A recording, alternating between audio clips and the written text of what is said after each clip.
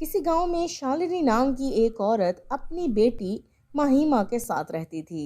शालिनी की अपनी गांव में पेस्ट्री की एक दुकान थी। वो पेस्ट्री बहुत ही मज़ेदार बनाया करती थी और अपनी ही दुकान पर जाकर बेचा करती थी। उसकी बेटी महिमा वैसे तो पढ़ाई करती थी और पढ़ाई में बहुत अच्छी थी, लेकिन उसके हाथ में जायका भी बहुत था। अपनी माँ के साथ मिलकर महिमा भी पेस्ट्रियाँ बनाया करती और फारिग टाइम में माँ के साथ दुकान पर जाकर दुकानदारी भी किया करती।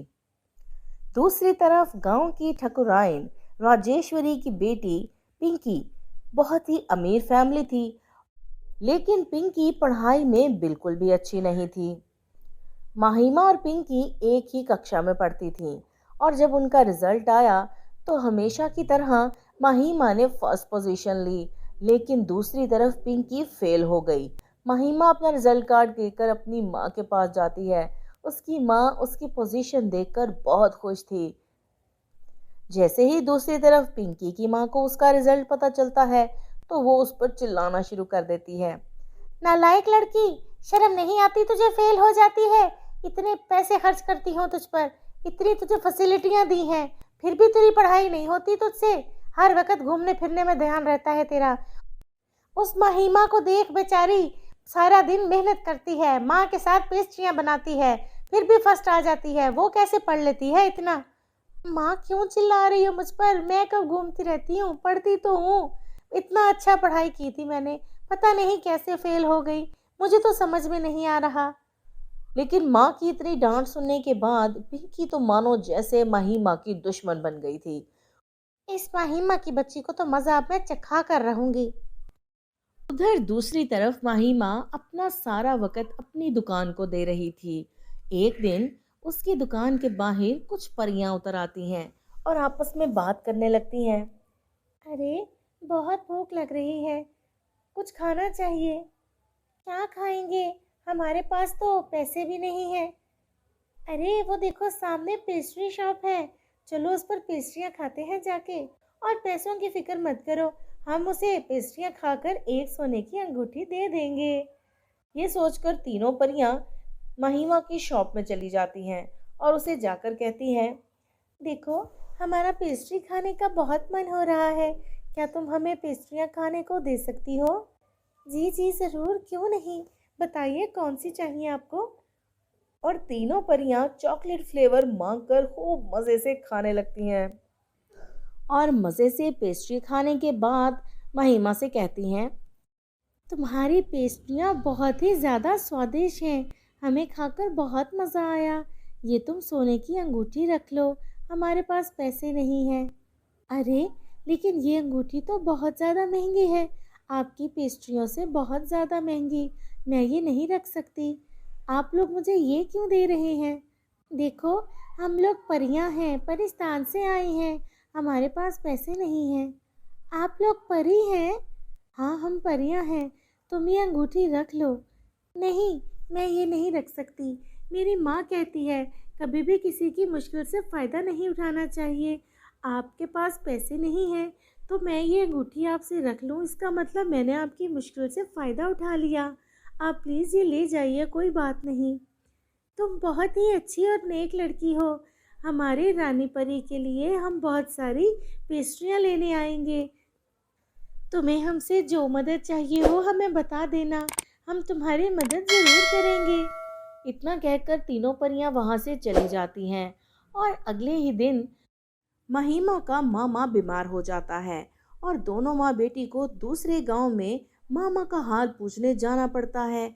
इसलिए वो अपनी दुकान बंद करके दोनों दूसरे गांव चली जाती हैं और उनके गांव से जाने का फायदा उठाकर पिंकी उनके घर में आग लगा देती है और बहुत खुश होती है।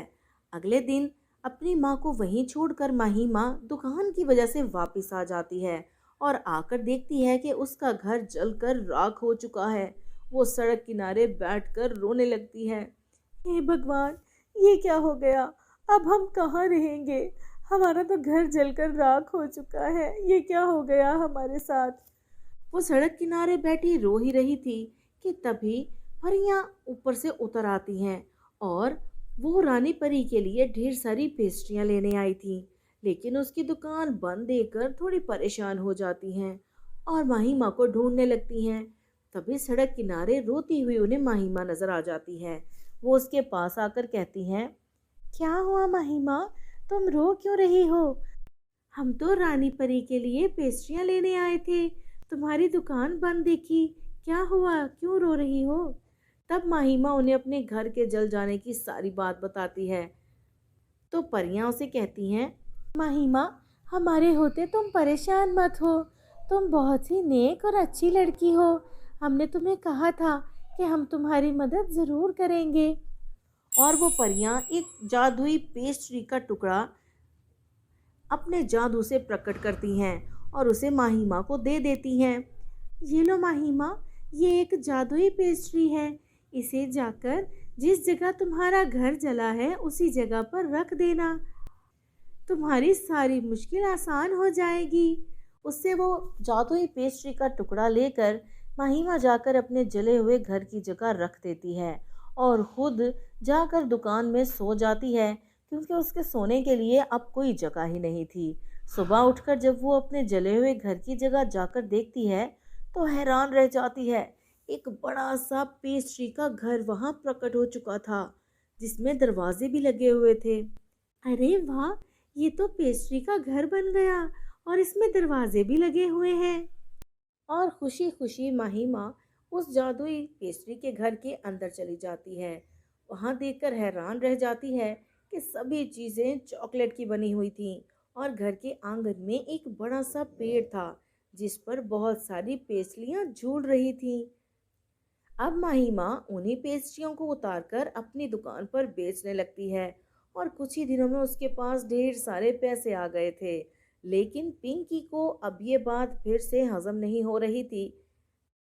अरे उस परी के जादुई पेस्ट्री घर की वजह से ये तो दोबारा से बहुत अमीर हो गई है, लेकिन मैं इसे अमीर रहने नहीं दूंगी। मैं इसका ये घर भी आज जलाकर राख कर दूंगी। और देर रात गए दोबारा से पिंकी उसका पेस्ट्री घर जलाने पहुंच जाती है। जैसे ही वो पेस्ट्री घर को आग लगाने लगती है, उस पेस्ट्री में से आग के बड़े बड़े गोले निकलने लगते हैं। ये देखकर पिंकी डर जाती है। तभी घर में से आवाज आती है, खबरदार लड़की, यहाँ से चली जा अगर तू जलकर राख नहीं होना चाहती, और कभी इस घर की तरफ आंख उठाकर मत देखना, वरना तेरा अंजाम अच्छा नहीं होगा। अरे बाप रे, ये क्या हो गया? ये तो घर मुझे ही मार देगा, भागो यहाँ से। उसके बाद अपनी जान बचाकर पिंकी वहां से भाग जाती है और दोबारा कभी भी इस गंदी नज़र से महिमा और उसके घर की तरफ नहीं देखती। दूसरी तरफ महिमा अपनी माँ के साथ हंसी खुशी पेस्ट्री के घर में रहने लगती है। तो मेरे प्यारे दोस्तों, कैसी लगी आपको हमारी आज की ये कहानी?